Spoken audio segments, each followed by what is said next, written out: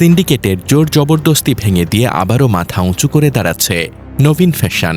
কম দামে পাঞ্জাবি বিক্রির অপরাধে মগবাজার শাখা জোর করে বন্ধ করে দিয়েছিল সিন্ডিকেট। কিন্তু জনগণের সমর্থন ও হাসনাত আবদুল্লাহ এমপির হস্তক্ষেপে ঈদ উৎসব 15 দিনব্যাপী চলবে। একদিকে সিন্ডিকেটের হুমকি, পুলিশের সহায়তায় দোকান বন্ধ, মালিকের দেশত্যাগের ঘোষণা, অন্যদিকে গ্রাহকদের বিপুল সমর্থন ও আদালতের নির্দেশ। বিতর্ক আর অনিশ্চয়তার ঘূর্ণিঝড়ের মধ্যেও নবীন ফ্যাশন আবারও ব্যবসায়িক কার্যক্রমে ফিরে আসছে। প্রতিষ্ঠানটির পক্ষ থেকে বুধবার দুপুরে ফেসবুক পোস্টে স্পষ্ট ঘোষণা দেওয়া হয়েছে, মগবাজার শাখা ব্যতীত দেশের অধিকাংশ শাখা পুনরায় চালু রেখে ঈদ পরবর্তী বিশেষ আয়োজন শুরু হচ্ছে। গত 20 মার্চ সামাজিক যোগাযোগ মাধ্যমে একটি ভিডিও ভাইরাল হয়। ভিডিওতে দেখা যায় নবীন ফ্যাশন মগবাজার শাখায় কম দামে পাঞ্জাবি বিক্রি করছে। এতে আশপাশের দোকানদাররা ক্ষুব্ধ হয়ে ওঠেন। তারা এটাকে রিলিফ দেওয়া বলে আপত্তি জানান এবং প্রতিবেশী দোকান মালিক মাইকেলের নেতৃত্বে মব সৃষ্টি করে পুলিশের সহায়তায় জোরপূর্বক দোকান বন্ধ করে দেন। দোকানে তখন প্রায় 10,000 পাঞ্জাবি মজুদ ছিল। নবীন ফ্যাশনের মালিক হাফেজ এনামুল হাসান নবীন মঙ্গলবার মগবাজারে সংবাদ সম্মেলন করে ক্ষোভ প্রকাশ করেন। তিনি বলেন, আমাদের লক্ষ্য গ্রাহকের কাছে ন্যায্য মূল্যে পণ্য বিক্রি করা। এ কারণে যদি সিন্ডিকেটের বাধার সম্মুখীন হতে হয় তাহলে আমরা ব্যবসা বন্ধ করে দেব। পরে ফেসবুক পোস্ট করে তিনি লেখেন, সিংহের মতো বাঁচতে চাই, কিন্তু সিন্ডিকেটের সন্তানদের এতিম করতে চাই না, তাই দেশ ছেড়ে চলে যাচ্ছি।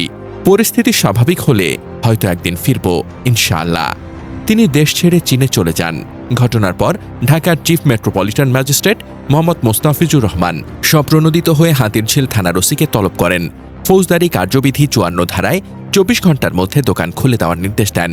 এরপরই আসে সুখবর, এনসিপি নেতা ও এমপি হাসনাত আবদুল্লাহ এবং বাংলাদেশ দোকান মালিক সমিতির সভাপতি হেলাল সাহেবের হস্তক্ষেপে মগবাজার ব্যতীত দেশের অন্যান্য সব শাখা চালু রাখা সম্ভব হয়েছে।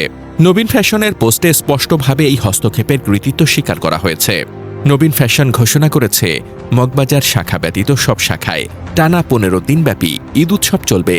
থাকবে আকর্ষণীয় অফার, বিশেষ ছাড় ও নতুন কালেকশন। ব্যবস্থাপনা পরিচালক এনামুল হাসান নবীন চীন থেকে ফেসবুক লাইভ করে গ্রাহকদের সঙ্গে সরাসরি যুক্ত হয়ে ঈদ শুভেচ্ছা জানাবেন। এ ঘটনায় স্পষ্ট করে দিয়েছে, বাংলাদেশের ব্যবসায় একটি শক্তিশালী মূল্য সিন্ডিকেট কাজ করে। যারা কম দামে বিক্রি করতে চায় তাদের দমিয়ে রাখতে চায়। নবীন ফ্যাশনের মতো প্রতিষ্ঠান যারা গ্রাহকের পক্ষে ন্যায্য মূল্যে পণ্য দিতে চায় তাদের বিরুদ্ধে মব, হুমকি ও পুলিশি সহায়তা ব্যবহার করা হয়। কিন্তু এবার জনগণ, আদালত ও সচেতন এমপির হস্তক্ষেপে সেই সিন্ডিকেটের মুখোশ খুলে গেছে। নবীন ফ্যাশনের এই প্রত্যাবর্তন শুধু একটি ব্যবসা প্রতিষ্ঠানের জয় নয়, এটা সাধারণ গ্রাহকের জয়, যারা কম দামে ভালো পণ্য কিনতে চায়। আপনারা প্রমাণ করেছেন, সিন্ডিকেটের ভয় দেখিয়ে ব্যবসা বন্ধ করা যায় না। গ্রাহকের সমর্থন থাকলে, আইনের শাসন থাকলে সৎ উদ্যোগ কখনো হারে না। ঈদ উৎসবে নবীন ফ্যাশনের শাখাগুলোতে ভিড় করুন, কম দামে ভালো পাঞ্জাবি কিনুন। সিন্ডিকেটকে আরও একবার দেখিয়ে দিন, বাংলাদেশে সৎ ব্যবসা করা সম্ভব।